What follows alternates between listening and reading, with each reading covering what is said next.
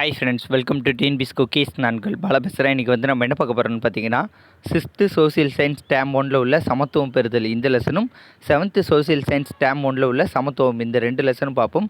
அதே மாதிரி உங்களுக்கு 6th 7th 8th ஓகேவா, இந்த 3 பகுதியிலும் வரக்கூடிய எல்லா லெசன்ஸுமே வந்து ரொம்ப பேசிக்ஸாக தான் இருக்கும் ஓகேவா. ஏதாட்டும் ஒரு சில பாயிண்ட்டு தான் வந்து கொஸ்டின் கேட்குறது மாதிரி இருக்கும். அதுவும் வந்து இந்த உங்களுக்கு தெரியுமா அல்லது இந்த பாக்ஸில் வந்து கொடுத்துருப்பாங்க அண்ட் புக் பேக் கொஸ்டின் இந்த மாதிரி தான் வந்து இருக்கும். ரொம்ப வந்து நிறைய ஸ்ட்ரெஸ்ஃபுல்லாக வந்து படிக்கிறது மாதிரி வந்து இருக்காது. ஸோ இந்த 2 லெசனில் உள்ள இம்பார்ட்டன்ட் பாயிண்ட்ஸ்லாம் வந்து நான் சொல்கிறேன், நோட் பண்ணி வந்து வச்சுக்கோங்க ஓகேவா. இது எல்லாமே வந்து புக்கில் வந்து எப்படி கொடுத்துருப்பாங்கன்னா, ராமு சோமு 2 பேர் பேசிக்கிட்டு இருக்கும்போது நடந்த கான்வர்சேஷனாக இருக்கும். நமக்கு அந்த கான்வர்சேஷன்லாம் தேவை கிடையாது, நமக்கு பாயிண்ட் மட்டும்தான் தேவை ஓகேவா. அதனால் நான் எக்ஸாமுக்கு தேவைப்படக்கூடிய பாயிண்ட்ஸை மட்டும் சொல்கிறேன், அதை மட்டும் நோட் பண்ணிக்கோங்க. ஓகே, இப்போது 6th ஸ்டாண்டர்டில் உள்ள சமத்துவம் பெறுதல் அந்த படம் பார்ப்போம். ஃபஸ்ட்டு எடுத்தோடனே வந்து ஒரு 4-5 வார்த்தைகள் வந்து கொடுத்துருப்பாங்க. அதில் வந்து முதலாக வந்து என்ன கொடுத்துருப்பாங்கன்னு பார்த்தீங்கன்னா, முன்முடிவு. அதாவது முன்னாடியே வந்து முடிவு பண்ணிடுறது, பாரபட்சம் பார்க்குறது அப்படின்ட்டு சொல்லலாம். அது வந்து எப்படி வந்து முன்னாடியே வந்து முடிவு பண்ணுறாங்க அப்படின்னு பார்த்தீங்கன்னா, ஒருத்தங்களோட வாழும் பகுதியை வச்சு ஒரு இடத்துல வாழக்கூடியவன் இப்படி திருடனா தான் இருப்பான், அதே மாதிரி இந்த கருப்பாக இருந்தாலே வந்து தப்பு செய்கிறவன், ஸோ ஒரு மொழி ஓகே இந்த மொழி பேசுகிறவன், இந்த உடை அணிகிறவன் அப்படின்ட்டு ஸோ எதையாட்டும் ஒரு இதை வச்சு ஜட்ஜ்மெண்டல் பண்ணுறக்கூடியது ஓகேவா. ப்ரீயாக முன்னாடியே வந்து இப்படி இருந்தால் இதுதான் இப்படி தான் இருப்பாங்க அப்படின்ட்டு ஜட்ஜ்மெண்ட் பண்ணக்கூடியது வந்து முன்முடிவு அல்லது பாரபட்சம் அப்படின்னு சொல்கிறாங்க. இது வந்து இருக்கக்கூடாது அப்படிங்கிறாங்க. அடுத்த ஒத்த கருத்து, அதாவது வந்து ஆண்கள் வந்து அழக்கூடாது. ஸோ ஆண்களுக்கு ஃபீலிங்ஸ் வந்தாலும் ஆண்கள் அழக்கூடாது. அதே மாதிரி ஒருத்தன் கீழே விழுந்தானா ஒரு 10 பேரும் சிரிப்பானுங்க ஓகேவா. அதில் வந்து ஒரு 2 பேருக்கு வந்து மனசுக்குள்ளே வந்து அச்சச்சோ விழுந்துட்டான்னு தோணா கூட அந்த 8 பேர் கூடயும் வந்து ஒத்து போயிடுவாங்க. ஸோ அதுதான் வந்து ஒத்த கருத்து. ஸோ அந்த மாதிரி இல்லாமல் வந்து இருக்கணும், அது பேர் ஒத்த கருத்து. சமத்துவமின்மை மற்றும் பாகுபாடு ஓகேவா. மதம், நிறம், பாலினம், வர்க்கம் ஓகேவா, இதையெல்லாம் வச்சு ஒருத்தங்களுக்கு கிடைக்கக்கூடிய அந்த சம உரிமைகள் மற்றும் அதெல்லாம் வந்து கிடைக்காம பண்ணக்கூடியது வந்து இருக்கிறது, அதெல்லாம் வந்து இல்லாமல் இருக்கணும். எல்லாருமே வந்து சமமாக வந்து நடத்தணும் அப்படின்ட்டு சொல்லக்கூடியது ஓகேவா. ஜாதி, மதம், நிறம், மொழி, இனம், எதையுமே வந்து பார்க்கக்கூடாது. அதுதான் வந்து இந்த சமத்துவத்தோட பேசிக்கான ரூலே ஓகே. அதே மாதிரி ஒரு பாக்ஸில் வந்து கொடுத்துருப்பாங்க இனவெறி ஓகேவா. இனவெறிக்கு எதிராக ஓகேவா, அதாவது சவுத் ஆஃப்ரிக்காவில் வந்து அந்த கருப்பின மக்களுக்கு வந்து ரொம்ப அடிமைப்படுத்தப்பட்டிருந்தாங்க. ஸோ அவங்களுக்கு ஆதரவாக வந்து அந்த இனவெறிக்கு எதிராக வந்து நெல்சன் மண்டேலா வந்து 27 ஆண்டுகள் வந்து சிறை சென்று 1990 தான் வந்து அவர் ரிலீஸ் ஆகிருப்பார். ஸோ அவ்வளோ நாட்கள் வந்து அதற்காண்டி போராடி அதற்கு வந்து ஒரு முற்றுப்புள்ளியும் வந்து வைப்பார். அடுத்த டாக்டர் பீம்ராவ் ராம்ஜி அம்பேத்கர். அம்பேத்கரை பற்றி ஒரு சில பாயிண்ட்ஸ் வந்து கொடுத்துருப்பாங்க. அம்பேத்கரை வந்து பாபா சாஹேப் ஓகேவா, இந்த கேள்வி வந்து கேட்கலாம். பாபா சாஹேப் அப்படின்ட்டு அழைக்கப்படுபவர் இந்த யார் அம்பேத்கர். சட்டம் மற்றும் பொருளாதார நிபுணராக வந்து அம்பேத்கர் வந்து இருந்தார். மேலும் அவர் வந்து ஒரு அரசியல்வாதி, சமூக சீர்திருத்தவாதியாக வந்து இருந்தார். அடுத்தது 1915 அவர் வந்து எம்ஏ வந்து முடித்தார். 1927 வந்து கொலம்பியா பல்கலைக்கழகத்தில் பிஹெச்டி பட்டம் வந்து வாங்கியிருக்காரு. லண்டன் பொருளாதார பள்ளியில் வந்து டிஎஸ்சி பட்டம் வந்து வாங்கியிருக்காரு. சுதந்திர இந்தியாவோட இது வந்து ஒரு முக்கியமான கேள்வி. சுதந்திர இந்தியாவோட முதல் சட்ட அமைச்சர் வந்து யாருன்னு பார்த்தீங்கன்னா டாக்டர் அம்பேத்கர். ஸோ கேட்கலாம், சுதந்திர இந்தியாவின் முதல் சட்ட அமைச்சர் வந்து யார் டாக்டர் அம்பேத்கர். மறைவுக்கு பின் ஓகே, அவரோட மறைவுக்கு பின் 1990 வந்து பாரத ரத்னா விருது வந்து வழங்கப்பட்டுள்ளது ஓகேவா. அடுத்த ஆர்டிக்கிள் 15 1 மதம், இனம், ஜாதி, பாலினம், பிறப்பிடம் ஓகேவா. இந்த 5 அடிப்படையில் வந்து யாருக்கு மேலேயும் வந்து பாகுபாடு வந்து காட்டக்கூடாது அப்படின்ட்டு இந்த ஆர்டிக்கல் வந்து சொல்லுது. ஆர்டிக்கல் 15(1) வந்து மதம், இனம், ஜாதி, பாலினம், பிறப்பிடம் இதன் அடிப்படையில் வந்து யார் மேலேயும் வந்து பாகுபாடு வந்து காட்டக்கூடாது அப்படின்ட்டுருக்காங்க. அடுத்த ஜாதி பாகுபாடு வந்து தெரியும் ஓகே, இந்த மேல் ஜாதி கீழ் ஜாதி அப்படின்னு நிறைய ஜாதி பாகுபாடு இருக்குது. அது வந்து ஆரம்ப காலகட்டத்தில் வந்து தொழில் அடிப்படையில் வந்து மக்களை வந்து பிரிப்பதற்காண்டி தான் வந்து அதை ஒரு நிறைய குழுக்களாக கொண்டு வந்தாங்க. அது வந்து வர்ணாசிரம முறை அப்படிங்கிறாங்க. ஸோ அதிலிருந்து தான் வந்து இது வந்து நிறைய ஆகிவிட்டதும் அப்படின்ட்டு கூறப்பட்டுள்ளது. பாலின பாகுபாடு, ஆண் பெண் ஓகே. பாலின பாகுபாடு வந்து ஆண் பெண், சிறுவர் சிறுமி, ஸோ இவங்களுக்கு இடையில் வந்து நிறைய பாகுபாடு கொடுக்கக்கூடாது. ஒரு சிறுவர் சிறுமி ஒரு குழந்தைகளாக இருக்கும்போது வந்து பெண்கள் வந்து படிக்க வேண்டாம், ஆண்கள் மட்டும் படித்தா போதும் அப்படின்ட்டு சொல்கிறதெல்லாம் விட்டுட்டு எல்லாருக்கும் வந்து ஈக்குவலான ரெஸ்பெக்ட் அண்ட் ஈக்குவலான ரைட்ஸ் வந்து கொடுக்கணும் அப்படிங்கிறாங்க. ஸோ இப்போ வந்து எல்லாமே ஈக்குவலாக ஓரளவுக்கு ஆகிட்டு. ஸோ கிராமப்புறத்தில் வந்து இப்போ வந்து கொஞ்சம் அங்கங்கே இருக்குது. நீ படித்து என்ன செய்ய போகிற, போதும் அப்படின்ட்டு சொல்லக்கூடிய நிலைமை இருக்குது. அதெல்லாம் வந்து இருக்கக்கூடாது, பாலின பாகுபாடு இருக்கக்கூடாது, ஆணும் பெண்ணும் வந்து சமமாக வந்து நடத்தப்பட வேண்டும் அப்படிங்கிறாங்க. அதில் வந்து அவங்களோட உடல்நலம், கல்வி, பொருளாதாரம், அரசியல் இந்த நாளையும் வந்து சொல்கிறாங்க. ஓகேவா? ஆண்களோட உடலும் பெண்களோட உடல்நலமும் ஈக்குவலாக வந்து கவனிக்கணும், கல்வியும் அதேமாதிரி ஈக்குவலாக கவனிக்கணும், பொருளாதாரம் வந்து படித்து நல்ல வேலைக்கு போனால் தான் பொருளாதாரமும் இருக்கும். ஸோ ஆண்கள் மட்டும் வேலைக்கு போனால் போதும், பெண்கள் வேலைக்கு போக வேண்டாம் அப்படின்ட்டு இல்லாமல் பொருளாதாரம், ஸோ அரசியல் இந்த மாதிரி விஷயங்களை பற்றி சொல்லியிருக்காங்க. இதெல்லாம் வந்து கேள்வியெல்லாம் இதிலலாம் கேட்கவே முடியாது. ஓகேவா? இதில் வந்து கேள்வி கேட்குறதுனா ஏதாட்டும் ஒரு 2 கேள்வி வேணால் கேட்கலாம். மீதி எதுவுமே வந்து கேள்விகள் வந்து கேட்கக்கூடியது மாதிரி இல்லை. நீங்கள் ஜஸ்ட் வந்து தெரிஞ்சு வச்சுக்கலாம், ஓகே இந்த லெசனில் வந்து இப்படி சொல்லியிருக்காங்களா அப்படின்ட்டு. அடுத்து மத பாகுபாடு. இங்கே மத பாகுபாடு தெரியும், மதத்தை வச்சு பண்ணக்கூடியது. சமூக பொருளாதார சமத்துவமின்மை, ஏழைகளுக்கு ஒரு விதமாகவும் பணக்காரர்களுக்கு ஒரு விதமாகவும் வந்து இந்த அமைப்பு வந்து இருக்கிறது. ஸோ அதை தான் வந்து சொல்லியிருப்பாங்க. அடுத்து இது வந்து எக்கனாமிக்ஸ் பாயிண்ட்டு. ஓகே, இந்த இந்த எழுத்தறிவு விகிதம் வந்து எக்கனாமிக்ஸ் பாயிண்ட்டு இல்லை, ஜஸ்ட்டு பார்த்துக்கோங்க. நீங்கள் அங்கே 11th எக்கனாமிக்ஸில் இதை பற்றிலாம் நல்லா போட்டிருப்போம், அதுதான் முக்கியம். ஸோ 2011ஆம் ஆண்டு கணக்கெடுப்பின்படி எழுத்தறிவு விகிதத்தில் வந்து அதிகம் வந்து உள்ள மாவட்டம் வந்து எதுன்னு பார்த்தீங்கன்னா கன்னியாகுமரி 91.75% வந்து இருக்கிறது. மிக குறைவான எழுத்தறிவு விகிதம் கொண்ட மாவட்டம் வந்து எதுன்னு பார்த்தீங்கன்னா தருமபுரி 68.54%. பாலின விகிதத்தை பொறுத்த வரைக்கும் 2011 கணக்கெடுப்பின்படி அதிக பாலின விகிதம் கொண்டது வந்து நீலகிரி, 1041. தருமபுரி வந்து மிகவும் குறைந்த பாலின விகிதம் கொண்டது. மிகவும் குறைந்த பாலின விகிதம் கொண்டது வந்து அரியலூர்னு தான் போட்டது மாதிரி இருக்குது 11th எக்கனாமிக்ஸ்லாம். இங்கே தருமபுரின்னு போட்டிருக்கு, அது என்னன்ட்டு கொஞ்சம் தெரிஞ்சவங்க கிளாரிஃபை வந்து பண்ணுங்கள். அடுத்தது சட்டப்பிரிவு 14, ஆர்டிகிள் 14 வந்து என்ன சொல்கிறது அப்படின்னு பார்த்தீங்கன்னா சட்டத்தின் முன் அனைவரும் சமம். ஓகேவா? ஆர்டிகிள் 14 வந்து என்ன சொல்கிறது, சட்டத்தின் முன் அனைவரும் சமம் அப்படின்ட்டு சொல்கிறாங்க. ஓகே, அடுத்து 3 பேரை வந்து 4 பேரை பற்றி கொடுத்துருப்பாங்க. ஏபிஜே அப்துல் கலாம், விஸ்வநாதன் ஆனந்த், செல்வி சே இளவழகி, மாரியப்பன் தங்கவேலு, இவங்க 4 பேரை பற்றி கொடுத்துருப்பாங்க. ஓகே, இவங்க 4 பேரில் வந்து ஒரு சில ஒவ்வொருலேயும் ஒவ்வொரு பாயிண்ட் தான் வந்து இருக்கும். ஓகே, ஏபிஜே அப்துல் கலாமுக்கு வந்து 1997 வந்து பாரத ரத்னா விருது வழங்குறாங்க. அவர் எழுதிய நிறைய நூல்களில் மிகவும் புகழ்பெற்ற நூல்கள் வந்து எதுன்னு பார்த்தீங்கன்னா இந்தியா 2020, அக்னி சிறகுகள், எழுச்சி தீபங்கள், தி luminous park, mission India. So இது வந்து கேட்கலாம்.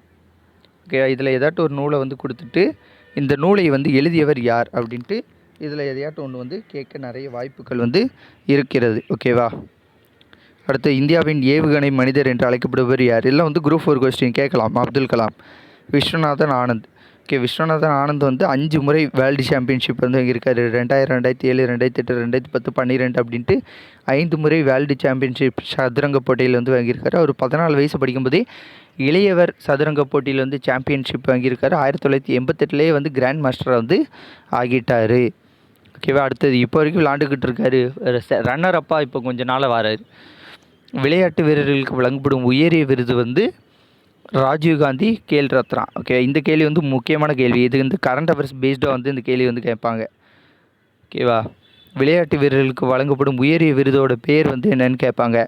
கேட்ட ஆன்சர் வந்து ராஜீவ்காந்தி கேல் ரத்னா. அது வந்து இவருக்கு விஸ்வநாதன் ஆனந்துக்கு வந்து 1992 வழங்கியிருக்காங்க.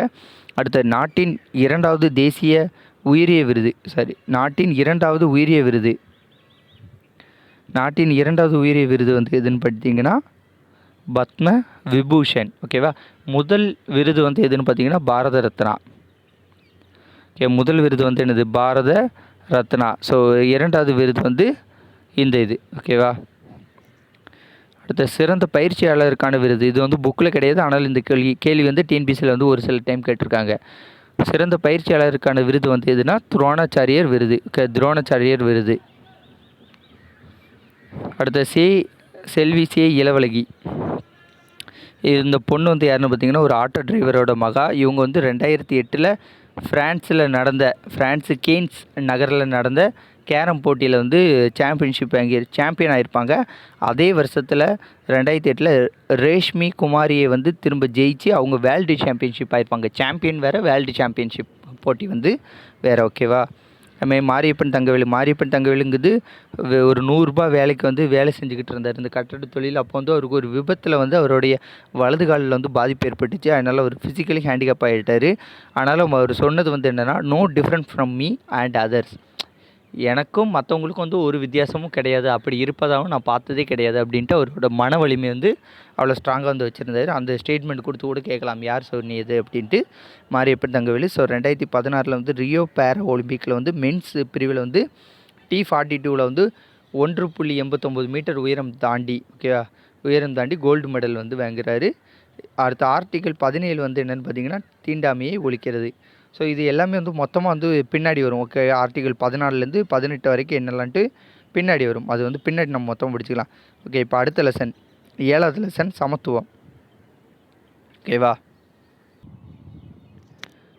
இப்போ இதில் பாருங்கள், 7th சமத்துவத்தில் சமத்துவம் அப்படின்னா வந்து ஒரு பெரிய டெஃபினேஷன் கொடுத்துருப்பாங்க. சமத்துவம்னா ஒன்றும் கிடையாது, equal respect and freedom to all the citizen of India அல்லது all the peoples of India.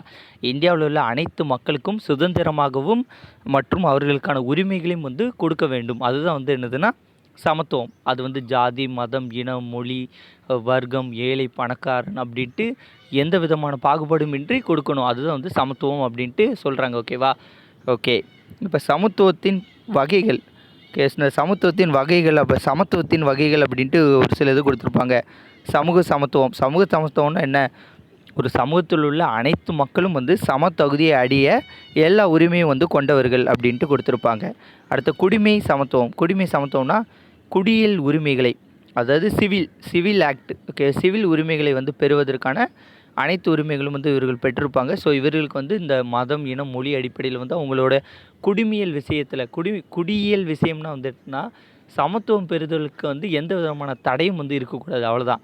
So இதெல்லாம் வந்து ஒரு பெரிய கொஸ்டின் பேஸ்டெலாம் வந்து கேட்க சான்ஸே கிடையாது. ஓகே, ஜஸ்ட் வந்து ரீட் பண்ணி வச்சுக்கோங்க. இங்கிலாந்தில் வந்து சட்டத்தின் ஆட்சி அப்படின்ட்டு ஒரு கோட்பாடே உண்டு. அந்த கோட்பாடின்படி தான் வந்து இந்தியா வந்து செயல்படுகிறது. அது சட்டத்தின் ஆட்சினா வந்து என்னது? சட்டத்தின் பார்வையில் அனைவரும் சமம் அல்லது சட்டத்தின் முன் அனைவரும் சமம் அப்படின்ட்டு கூறுவாங்க. இந்த ஒரு கேள்வி வந்து முக்கியமான கேள்வி. சட்டத்தின் ஆட்சி என்ற வார்த்தையை பயன்படுத்தியவர் யார்? சட்டத்தின் ஆட்சி அப்படின்ட்டு வார்த்தையை பயன்படுத்தியவர் வந்து யாருன்னு பார்த்தீங்கன்னா ஏவி டைசி, பிரிட்டிஷ் சட்ட ஆளுநர். அடுத்து அரசியல் சமத்துவத்தை பொறுத்த வரைக்கும் இந்தியாவில் வந்து வாக்களிக்கும் உரிமை வந்து வழங்கப்படுகிறது. பொது அலுவலகத்தில் பங்கு கொள்ளும் உரிமை, அரசை விமர்சனம் செய்யும் உரிமை. ஓகே, 18 வயசு நிரம்பிய அனைவருக்கும் வந்து வாக்களிக்கும் உரிமை வந்து இந்தியாவில் வந்து வழங்கப்படுகிறது. ஓகேவா? அதே மாதிரி 1952 முதல் வந்து முதல் பொது தேர்தல் வாக்குரிமை வந்து நடந்துச்சு. அந்த முதல் பொது தேர்தலே வந்து பெண்களுக்கும் வந்து வாக்குரிமை வந்து வழங்கப்பட்டது. ஸோ 18 வயசு கம்ப்ளீட்டான எல்லாருக்கும் வந்து ஓட்டுரிமை வழங்கப்பட்டுள்ளது. 1952 நடந்த முதல் பொது தேர்தலில் வந்து பெண்களுக்கு வந்து வாக்குரிமை வழங்கப்பட்டுச்சு. அதே இது சுவிட்சர்லாந்து பார்த்தீங்கன்னா 1971 தான் வந்து பெண்களுக்கு வந்து வாக்குரிமை வந்து வழங்கினாங்க. அதேமாதிரி 25 வயசு நிரம்பிய அனைவரும் வந்து தேர்தல் வந்து போட்டியிடலாம். எம்எல்ஏ எலெக்ஷன், எம்பி எலெக்ஷன்லாம் வந்து நிற்கலாம். இதில் மட்டும்தான் வராது. இது மாநிலங்களவை, ஆளுநர், குடியரசுத் தலைவர், துணை குடியரசுத் தலைவர்லாம் போட்டியிடணும்னு மீதிப்படியான இந்த எம்எல்ஏ, எம்பி செலெக்ஷனில் வந்து போட்டிடலாம் 25 வயசில் கம்ப்ளீட் ஆனாலே. அடுத்து பாலின சமத்துவம். ஓகே, பாலின சமத்துவம் வந்து ஆண் பெண் அப்படின்ட்டு அந்த பாகுபாடு இல்லாமல் இருப்பது தான் வந்து பாலின சமத்துவம். அதற்காண்டி உள்ளாட்சி தேர்தலில் வந்து 50% இடஒதுக்கீடு வந்து வழங்கப்பட்டுள்ளது. யூனிசெஃப் வந்து 2017 வந்து நிலையான மேம்பாட்டிற்கான 17 குறிக்கோள்களை வந்து வெளியிட்டுச்சு.